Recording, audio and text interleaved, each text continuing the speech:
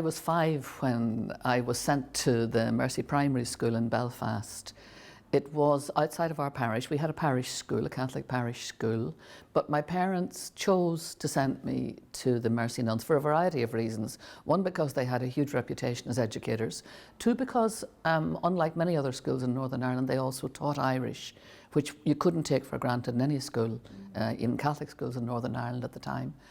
So I was sent to the Mercy Primary School, which was then located right beside the Mater Hospital in Belfast. No longer exists that little school. It's now replaced by a huge big part of the hospital. And then it subsequently moved. When they moved, they planted it right in front of the house I lived in, so that my sisters, my younger sisters, when they were going to school, they could fall out of bed, at 1 minute to the bell and arrive in time, whereas I had a bus ride. So I was educated by the Mercy nuns all the way through primary school.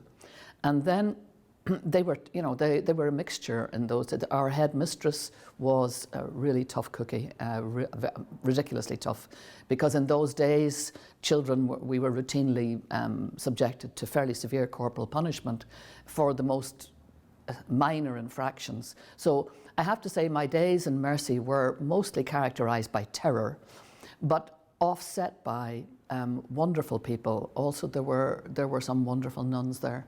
I think of Mother Joseph, I think of Mother Bernadette, who were real big teddy bears, they were so kind. And part of me now, in hindsight, realises that a lot of their kindness and their softness was deliberately designed to offset the harshness of what I might call the curial regime at the top of the school. So we got a good education there. I was the first generation of what I'm called massified free second level education. We got free second level education in Northern Ireland towards the end of the 1940s. My father and mother, both country people who'd arrived in Belfast, young couple, who had no opportunity for education. They'd left school at 14 and 15. But saw that education was a great chance. And so the nuns really responded to a cry from the Catholic community to expand the school system now that there was access, now that there was free second level education available, and that in turn led to, of course, the massification of third level education. So I became part of that generation that the Mercy nuns responded to, the Christian Brothers responded to, that generation of really very clever young men and women who dedicated themselves to helping people like me put their feet on the rung of a ladder rather than stay marooned in the kind of place that my parents had been marooned in, able, fierce intellectual ability, but with no opportunity to give voice to that, or to be, to blossom in their chosen lives, and in lives actually that were chosen for them, to be honest. So I was part of that generation. Mercy were fantastic. They really were. They had faith in education, and they had faith in our capacity to blossom with education, and we did. But I didn't go on to them at second level. I then went to the Order of Preachers, to the Dominicans. Yes. But when it came to in turn to sending my children, my girls, to I have two daughters and a son, but when it came to sending them to primary school, I chose Mercy for them also.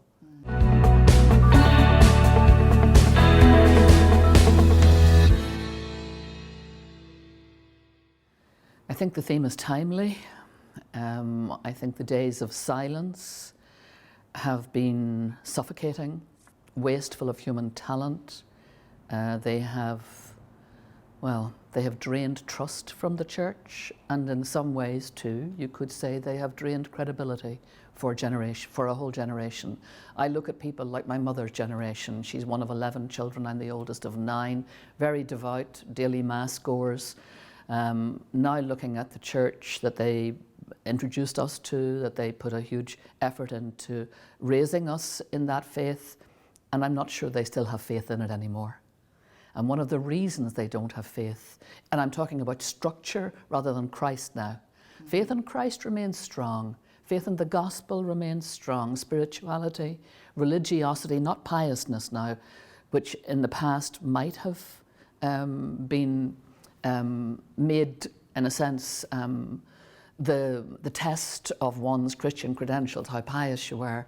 Now I think people look for greater authenticity, and out of the voices of women were particularly silent, and yet in the homes it was the mothers who handed on the faith to us. They were the exemplars. Their voices were strong in the home, but not strong, ironically, in what I might call the clericalized church. So we lived in those different dimensions, trying to reconcile them. And it was also true in the world of politics that the voices of women were silent.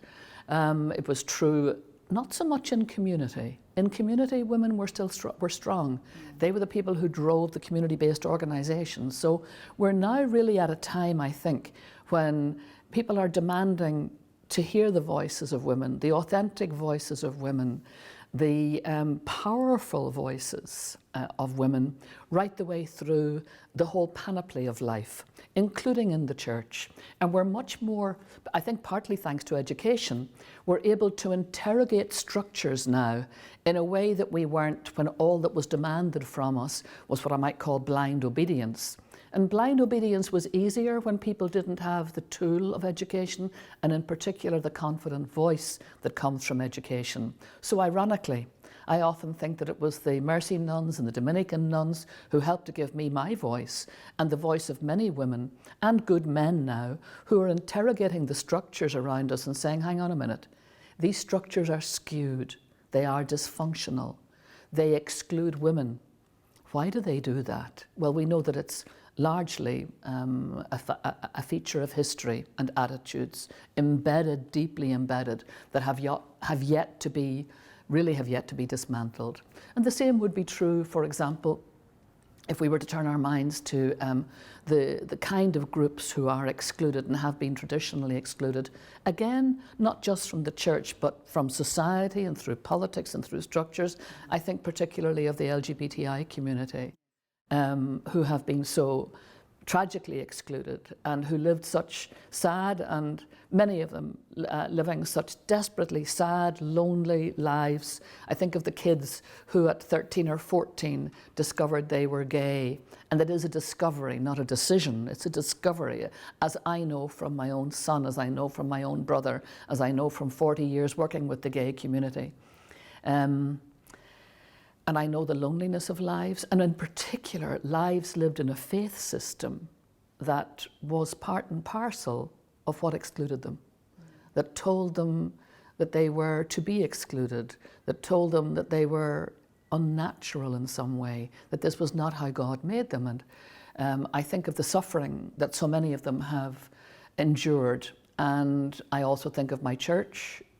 1 out of 6 people in the world is a member of that church. It has 200,000 schools worldwide. It has over 300 million child members.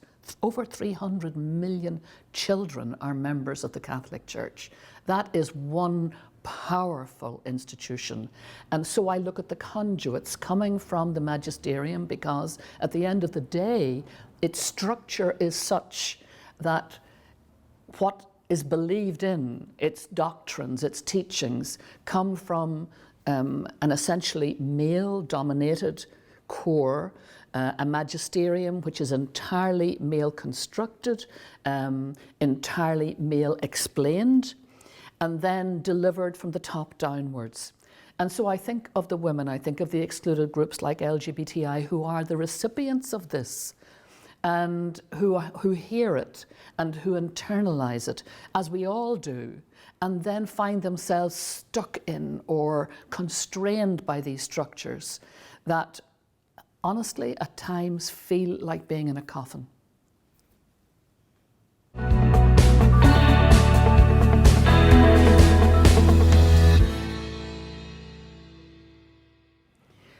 Well, from an early age, from I was in my teens, I think probably the first time I ever protested in writing was to our local bishop about his treatment of a very outspoken priest. I was about 16, and we had, and still have, a wonderful priest in Belfast called Father Des Wilson. And Father Des would be regarded as, quite a kind of iconoclastic, and a man who, we were living in a very sectarian and politically divided world of Northern Ireland and Belfast. He worked in a poor parish. He saw things from perspectives that bishops didn't see, and particularly bishops who had not grown up. There, our bishop was Bishop Philbin from the west of Ireland, and to say that he was a mistaken appointment would be an understatement. He was just the wrong man at the wrong time in the wrong place, not pastorally inclined, more a man of rule books and legalism, and exactly what wasn't needed in a place that was hurting deeply and straining to find a place for the joy of the gospel to reconcile Christians who were fighting with each other, Protestant against Catholic, and then to reconcile Catholics who were, there was also a class division, people who, to quote Seamus Heaney's old phrase, whatever you say nothing. He, in his poem From the Canton of Expectation, describes that time as a time when Catholics generally lived under high banked clouds of resignation. And then another poem, he says, whatever you say nothing. Keep your heads down, accept everything, don't challenge, don't expect the world to respond to your needs, just stoically put up with it. Des Wilson belonged to a different way. He belonged to a radical gospel. I suppose you would have described him as a liberal theologian in Belfast, of those times. Anyway, what happened was he was silenced by the bishop. And I recognised in Des Wilson a voice speaking out of a silence that I lived in, I inhabited. And suddenly he's being told that he's not entitled to speak. And I thought, hang on a minute. This isn't the Christ I believe in. The Christ I believe in spoke out of the silence in his time. He spoke a different language. He spoke to the excluded. He spoke for them and he spoke of them, and he represented them. And here's this man, here's Father Des doing that, and our bishop silenced him. Anyway, I wrote a scathing letter to the then bishop, and I'm sure it's in an obscure diocesan file somewhere, to which has been added a lot over the years. So that was my first experience. I also then over the years spoke openly about women in priesthood, and I did not then and do not now accept my church's teaching on the exclusion, the so-called theology of the exclusion of women. I've tried. Don't get me wrong. I mean, I didn't come to these conclusions. It wasn't just a jump from being a feminist to insisting that women should be priests. It was a long journey of. I'm essentially an academic, so I like to know why. I like to understand what are the reasons underpinning this theology. So, I mean, I wrote to my Archbishop at the time. I was living in Dublin, Archbishop Connell, and I said to him, I had written to John Paul and said to him whenever he explained in Mulieris Dignitatem why women were excluded from priesthood, and I thought, no, I really don't find that terribly convincing. I find it flattering of the Church's magisterium, but I don't find it explains to me the why of it. So I wrote to the Cardinal Connell, having already written to Pope John Paul and said, look, I can't accept this and I will not teach my children this. I want to be in communion with my church. Am I out of communion with my church? And in fairness, the Pope wrote to me and he said, no, you're not. This is what the church teaches, and if you can accept that this is what the church teaches, rather than accepting the teaching itself, then we're okay with each other. And I thought, well, I can do that at least. So anyway, I wrote to my Archbishop, and he wrote back and gave me a list of readings, including a book, the leading text at the time, on why women are excluded from the priesthood. And honestly, when I read it, the academic in me said, D-. If someone had handed me this essay, I would have said, go back and give me better sources. It was appalling. It was very like a book that I had been given as an 18-year-old when I started law school, called Learning the Law by Glanville Williams. And he was a very eminent jurist in his day, but this was one of the first books we were given as law students back in 1969. when I became my first year in law, and I was so excited, my first book, my very first book. And I opened it and I got to page 160 something, and suddenly there was a chapter called Women, and I thought, hang on a minute. Presumably the next chapter will be called Men, but when I checked the book of contents, of course, or the table of contents, no mention of men. So the chapter on women starts off saying, I don't mean to be ungallant. There's a word for you now, ungallant or ungallant. But basically he says he doesn't understand what women are doing in law school. It's no place for them. They have no place in the law. That, for example, their voices, and one needs to have a commanding voice in court, and women don't have these. He never heard my mother or any of her sisters, may I say, who between them had 60 children and required voices that carried long distances, if only to get children in for their tea in the evening. And then he goes on to say in that book that the only reason that women would go to law school is in order to get good husbands. So I married a dentist for pure spite, obviously. I never married a lawyer. So I knew that in the secular world these views obtained, and then I get to the book that's recommended to me as the leading text in my church on why women are theologically excluded from priesthood. It's by a guy called Manfred Hauke. German, and it's the same old rubbish. Women's voices don't carry.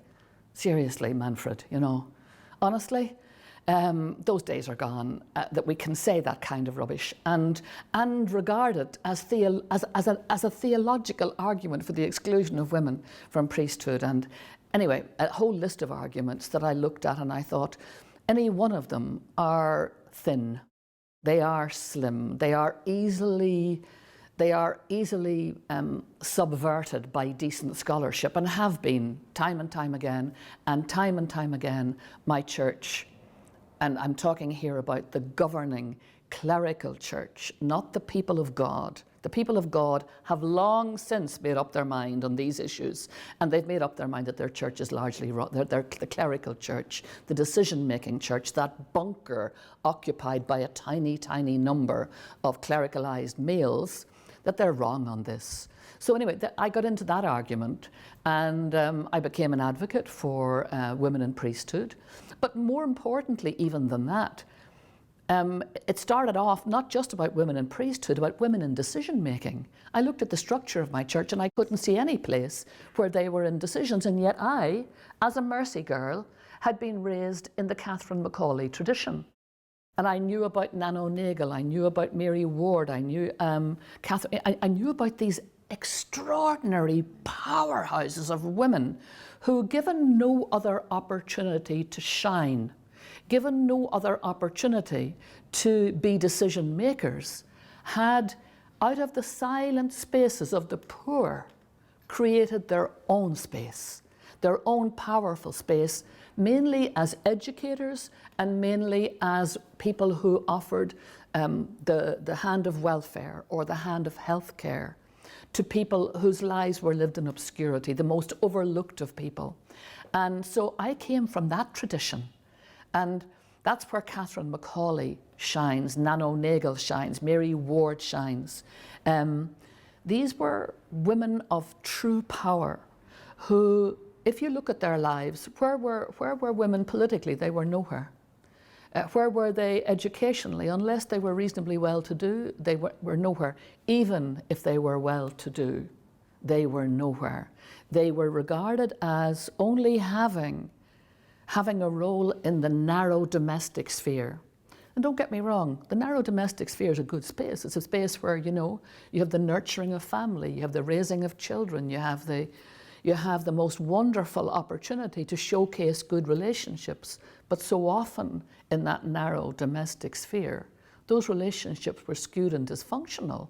Why? Because women were corralled into them, and in that corralling, heaped upon them and upon the men that they lived and either were married to or reared, were attitudes to women that were unhealthy, and that allowed us to grow societies that wasted utterly wasted human talent. That's why Catherine Macaulay is so important. That's why Nono Nagel is so important, who founded the Press. That's why Mary Ward is so important. Because these were women who refused point blank to let their talents go to waste or to be just squeezed into the frustrating, suffocating paralysis of the eternally domestic sphere where they were always subordinate.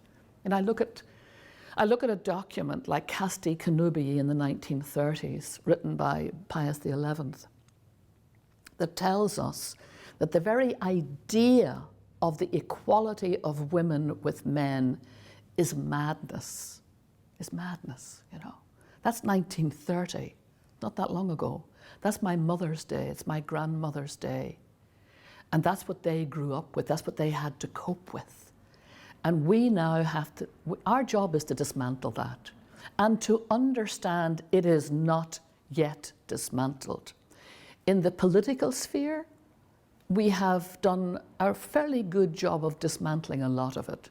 But we only have the vote in Ireland here, and this, I think New Zealand's one of the first countries in the world to give the vote to women, but we're only talking a century.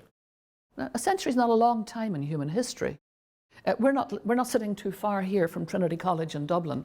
Trinity College is over 400 years old, a great educational establishment.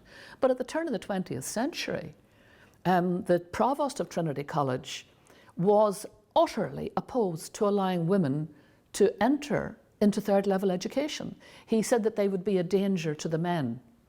He was probably right about that, of course, but that wasn't a very good reason for excluding them from education.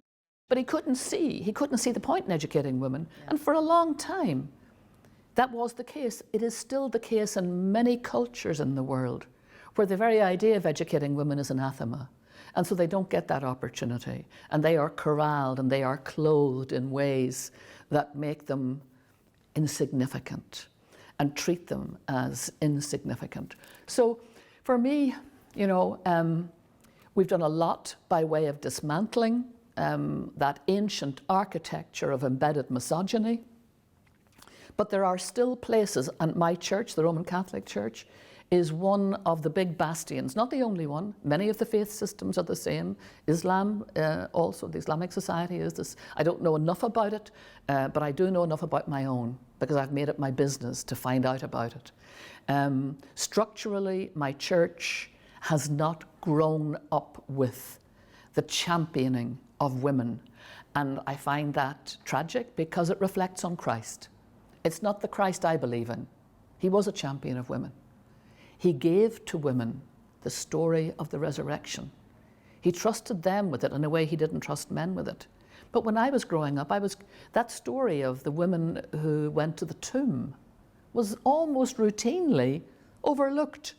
You know, we were suddenly on the road to Emmaus. We were suddenly, you know, talking to the apostles. We were suddenly into the story of doubting Thomas. And somehow that extravagant story of the women being the first to be told the story, and not just told it, the first to see the empty tomb, the first to be told by the angel of the resurrection, and then entrusted with dissemination of the message. That was all missed. There are so few references to women in the New Testament, so very few. You would think that this remarkable one would be told over and over and over again to us, and yet it wasn't. And the same with the story of Mary. And I'd say this to young women. When you're talking about the story of Mary and the angel Gabriel's appearance to her, and the appearance of the angel to her and telling her that she, an unmarried girl of probably 15 or 16, betrothed, not married, not living with her betrothed. So she's an unmarried girl, and now she's going to be pregnant. And as I was growing up, I was always, the words that were reinforced in us were, "Be it done unto me according to thy word." The humble submission of Mary to this angel's, the angel's narrative to her that she was to be the mother of God's only son. And actually that story is not right. That story is not correct. It's partly correct, but it's not the whole story. Because when the angel tells her, her first and instinctive reaction is to be really skeptical and fearful, and to seek reassurance. And before she ever gets to saying, "Be it done unto me," she has to be told that, "Don't worry, everything will be all right. God will be with you. He won't abandon you. He will see you through this." And it's only when she gets that reassurance that she then is able to say humbly, "Be it done unto me." It's the process that we have not been told enough about.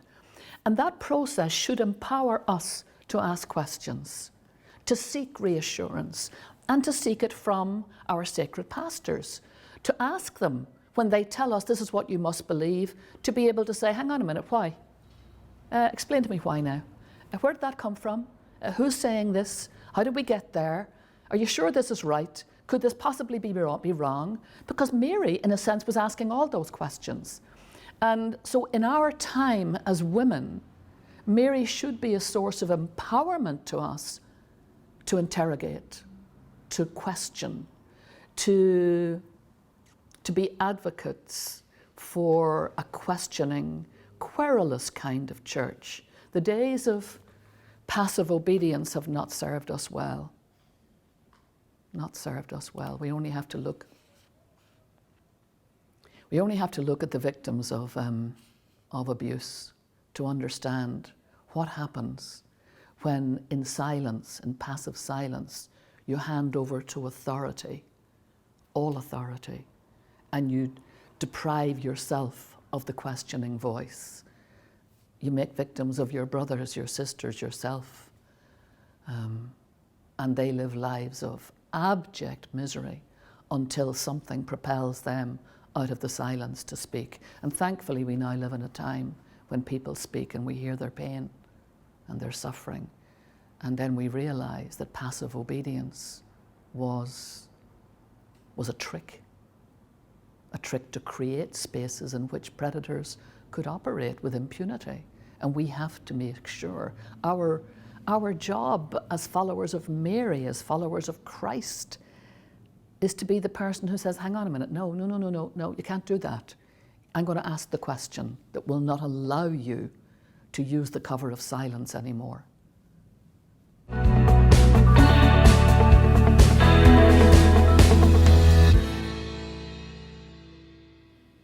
I've always had, from my earliest childhood, a strong capacity for prayer, a strong discipline for prayer. So that's an everyday part of my life. I'm probably in constant conversation with God. And then I learned from my grandmother how to meditate from a very early childhood. I wouldn't have called it meditation then. I didn't recognize it as such then. I do now. Silent prayer, along with the things like the rosary and recitative prayer and repetitive prayer. But she was a great woman for silent prayer. And I learned that from her. I also learned from her life and the life of my two grandmothers, a kind of a capacity to adapt to life through prayer, to push your way through life's tough things through prayer, a bit like the story of Mary, in challenging the angel, but then being reassured by God, being reassured by the angel that he would be with her through everything. And I've always found that through my life, that at times of great suffering and times of trial, that God has never been very far away and has always found a way to intersect with me.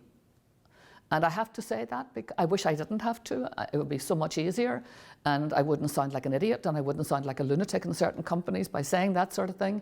But honestly, I have to. I have to acknowledge that over my life I've just felt Christ, the embrace of Christ and the holding of me at times when I thought I was going to fall into the abyss. And that was particularly true growing up in sectarian Belfast, growing up through appalling times. My parish has the highest incidence of sectarian murders anywhere on the island of Ireland. Friends of mine died. We lost our family home. We were machine gunned out of our family home. My brother, who was handicapped, was an attempt made on his life. He was left for dead, his arteries severed, his life ruined, literally ruined, all these years later still, as a result simply of sectarianism. My father had a pub in a poor area of Belfast. That pub was bombed. A young girl was killed in the explosion, sister of a friend of mine, mother of 2 young children. And on that day, the day she died in my father's arms, he went to grab her. She died, and he became catatonic, unable to speak for 2 years. So your life, which seems strong, suddenly collapses. We had no home, we had no income, we had a father who couldn't talk, we had a mother with 9 children wondering, and I was the oldest, just started university. How were we going to cope with all this? Fast forward a few years, and we've managed to struggle through it with the help of nuns, may I say, who gave us a home when we had none. Where would we be without them? I don't know. And because we had 9 children scattered throughout relatives for months on end, and it was the nuns who brought us all together as a family and gave us a start again. And then I look fast forward. I married at 24, and on the morning I was married, 2 of our wedding guests, 2 brothers, who were neighbours of mine on the street that I lived in, and who, I was the oldest of 9, they were the youngest of 13, and they were the older brothers I always wished I had. They were my heroes, and they were murdered on the morning of my wedding. So that's the backdrop, and then you have neighbours who get involved in the IRA. I had good friends who got involved, Catholic paramilitaries. I had very good friends whose son got involved in Protestant paramilitarism. Everywhere you turned, every day there was the drama of death and the drama of Christians. Imagine Catholic and Protestant, we're talking in this language, Catholic and Protestant at each other's throats, inflicting awful woundedness on each other. So pushing through that, how did I get through that? How did I come out the end of that?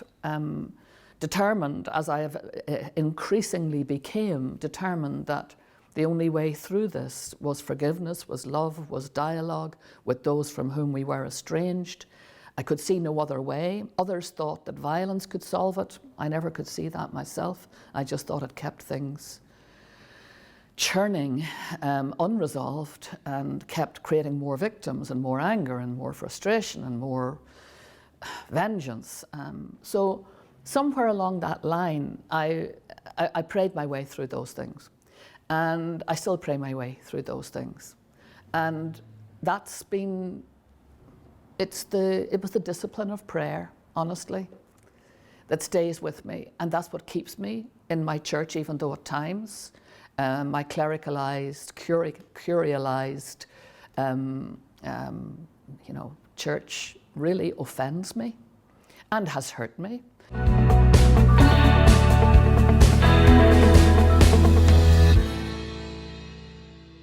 I mean, I was President of Ireland for 14 years and I loved every day of it. But there were a couple of days that stand out as probably the most hurtful of my 14 years. And they both, regrettably, involve senior members of my church. In Boston, where I had a dreadful row with Cardinal Law, a man who was, by any standards, utterly corrupt, and was run out of Boston, as we know, for being so corrupt. But he was a company man. He would never have seen himself as corrupt. He would have seen himself as a protector of the clericalized institutional church. Now, that clericalized institutional church was no credit to Christ, nor was he. And I had a dreadful row with him in Boston. I didn't go looking for it, I actually went to thank him. I went to thank him for helping young Irish immigrants, and he turned the tables on me by castigating me for supporting women priests. A subject I had never addressed, incidentally, as president. I thought it was inappropriate for me as a president to get involved in church politics. I had previously, before becoming president, been involved, but once I became president, I stayed clear of that. But he castigated me in front of all my entourage and colleagues And I have to say, the old Ardoyne girl in me came out, and I gave probably better than I got. I'm pretty sure it was better than I got. He wasn't used. He's a man used to, holding out his hand for the ring to be kissed. He was a prince of the church. He was used to deference, and in particular, he was used to false deference. And honestly, I don't do deference, and I certainly don't do false deference. I'll do respect, but when someone treats me disrespectfully, I won't accept it. I will challenge. I'll want to know why. So we had quite a ding-dong. And it was very shortly afterwards. He was run out of Boston, of course, for reasons that had nothing to do with my encounter with him. So that was one event. And honestly, what bothered me greatly was the fact that he could reduce my faith to this issue of women priests. He knew nothing about the suffering my family and I personally had endured by virtue of being Catholic. It would have been so much easier in Belfast not to be Catholic, trust me. It would be so much easier all of my life to have been atheist or Lutheran or any other ism rather than Catholicism. But I stuck with it through thick and thin. And to be given no credit, in a sense, for the roundedness of your life, the fullness of your life, but to focus in on this terribly small little issue seemed to me to be extravagantly, ludicrously unfair, unjust, not the Christ I believed in. And it gave me an insight into that world of cardinals, that bunker of the male-dominated clerical church that sees women always, because we're always outside, that anything we say on the outside is regarded as almost as terrorist activity, as utterly subversive. We're not inside the bunker, so anything we say that is hostile to the views inside is always seen as lobbing some kind of a missile from outside. And the ludicrousness of that and the unfairness of that just struck me that day. And the second time was an episode that I've only really referred to very recently.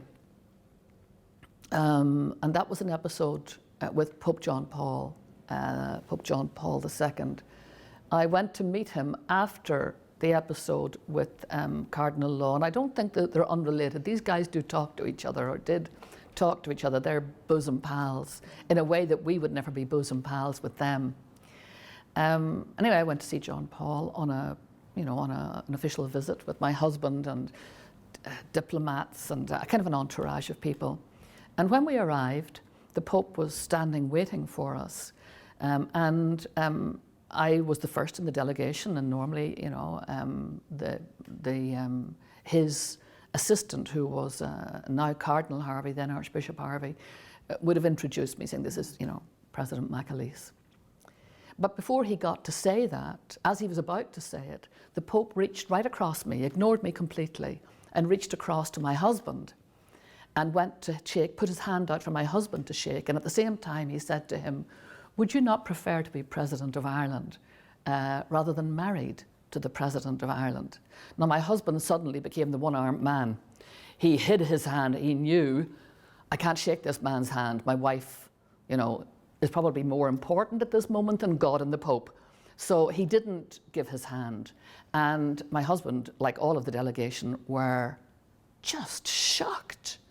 And I instead put my hand out and took the Pope's hand, and I turned him around and I said, "Let me introduce myself, Holy Father. My name's Mary McAleese. I'm the President of Ireland, elected by the people of Ireland, whether you like it or whether you don't." And then he started to laugh and he said, "Oh, I'm so sorry, my English is not so good. I tried to make a joke. My English is so bad, it doesn't sound right." And then he realized, because the entourage, nobody was laughing except the Pope, and the entourage were standing there just completely stunned by this. It was very inappropriate. And then he said to me, "I'm sorry. I heard you have a great sense of humor, so I try a joke." And I said, "I have a great sense of humor, Holy Father, but I'm not laughing." So anyway, to cut a long story short, he apologized profusely and we parted great friends. But he was given to understand quite clearly by me that this was unacceptable. He would never have said that to a man. And I don't think he intended to hurt me. I'm pretty sure he didn't, but he did think it was funny. And that's the world we inhabit, a world where people like him could think that, and that was okay, and that a woman would take that. And he was slightly, more than slightly taken aback when I didn't accept it and refused to accept it. And anyway, to say at the end of the day, we parted great friends. So that bothers me greatly, that the episodes that stand out for me as episodes of clear evidence of deep-rooted antipathy to women, a patriarchalism that is, head-patting of women, that I've experienced that over the 14 years I experienced very little of it as president, very, very little of it. And that I should have experienced it so strongly within my own church is very telling.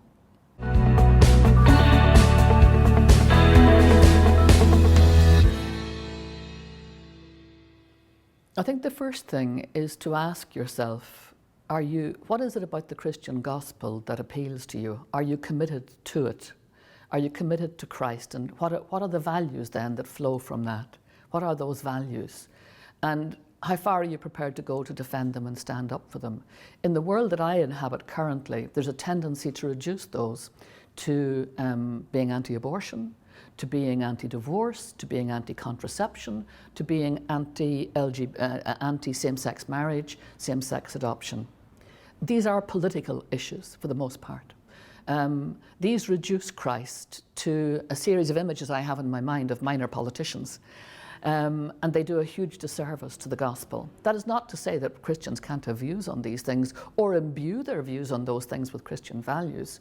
What it is to say is that if in the defending of values you find yourself, and I have myself been guilty of this in the past, which is why I am so humbled by being taught over the years by other people to dismantle that cloak of self-righteousness that in the end excludes other people, diminishes other people, makes them smaller, in my view, in the sight of God. If anything you do, if anything you say, anything you advocate has the effect of making other people diminished, making them lesser, making them smaller, then you have to ask yourself the question, is this a God in whom I can't believe in that God anymore, the God who diminishes, the God who makes small?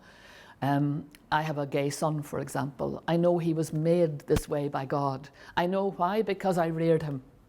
And he's a gorgeous human being and a faithful human being, a person who loves God and who is very faithful to the Christian gospel and who believes, deeply in that gospel and lives by its values. So I would say to young people, be champions of the dignity of every human being.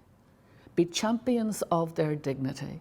So when you see someone who is pushed into a small corner, a small, dark, miserable, wasteful space of their talents by virtue of attitudes, by virtue of oppressions, by virtue of laws or teachings that would tell you that that person is not worthy for a variety of reasons, that some voice inside you says that can't be right.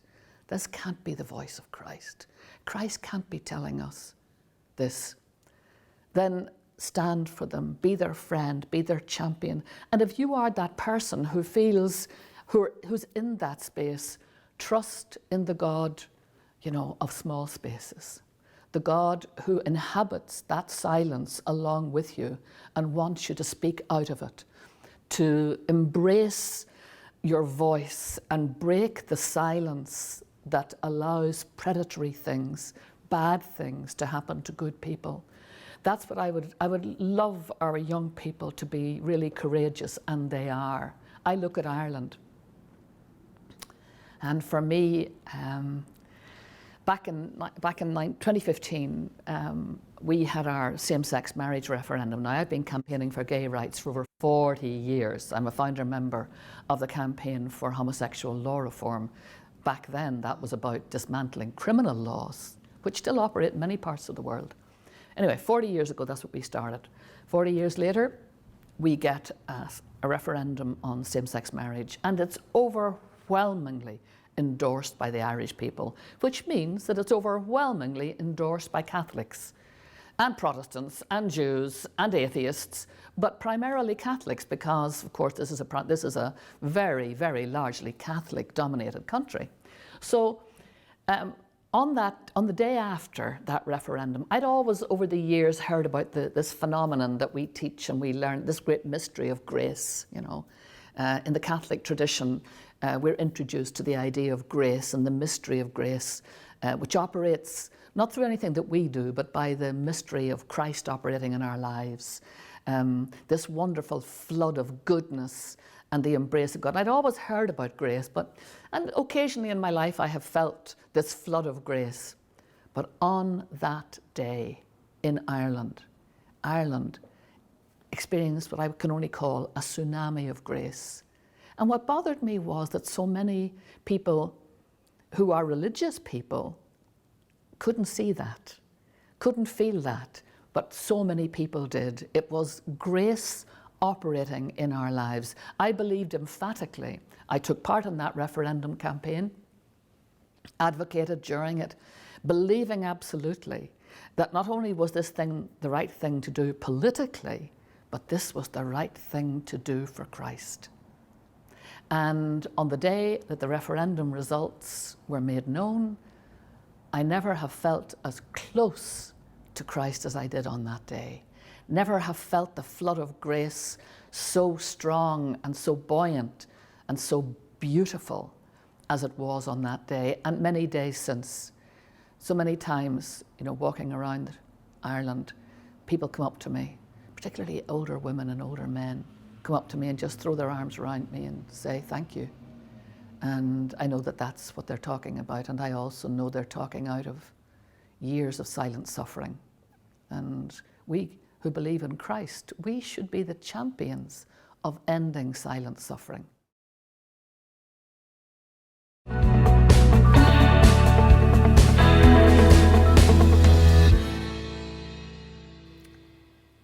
Mary, I can't thank you enough for joining us today on behalf of AMSSA principals in Australia. We've heard your voice. It's passionate, it's empowering. We've heard the pain, we've heard the joy, and it's been an absolute delight to spend this last time with you. My pleasure. Thank you very much indeed. I owe Mercy. We all owe Mercy, yes. I owe it everything, everything. And I know where the clouds are that hang over its history as well, but I insist absolutely on balance. I insist on also being grateful for that which I have to be grateful for, that they were there for kids like me, that they gave their lives and their talents and their genius and their creativity and all the other things they could have been doing. They put their lives at the service of a generation of kids like me. And in that poem that I mentioned, the poem from the Canton of Expectation by Seamus Heaney, he says, "The future lies with what's affirmed from under. That which looks the strongest has outlived its term." And I believe that's where we are at now. And he described children like me who got the benefit of a mercy education as having intelligences brightened and unmannerly as crowbars.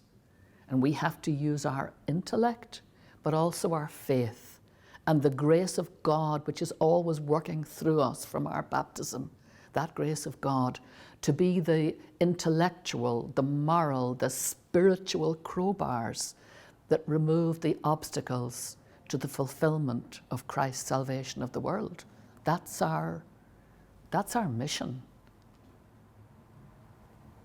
Thank you. You're welcome.